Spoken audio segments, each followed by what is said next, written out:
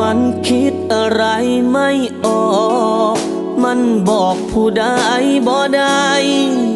มันจุกตรงกลางว่างใจของอายเสมอ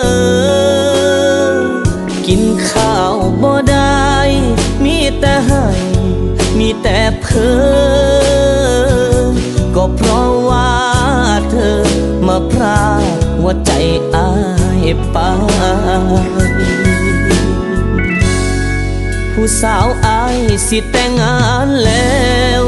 สิเอาแนวใดไปห้ามน้องข้อตกต่อซอกนั่งน้ำตาคลอย่อยลงขี้ดินแฟนเก่าคืออายสิ่งที่ทำได้คือน้ำตารินนั่งตัดพ่อกับหมากทั่วดินแล้วก็รินเหล่าขาวลงคอ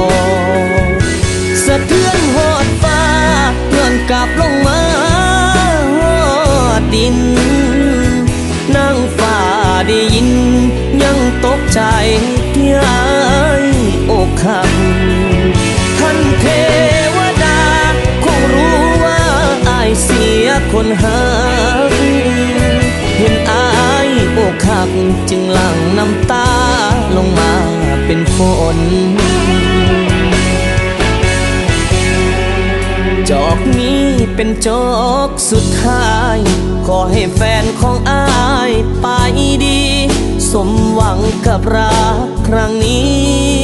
อย่าได้มีสิ่งใดมองมนส่วนบักอายสิขอไปตามทางคนจนชาตินี้รักพี่ปีปนศาสนาหักอา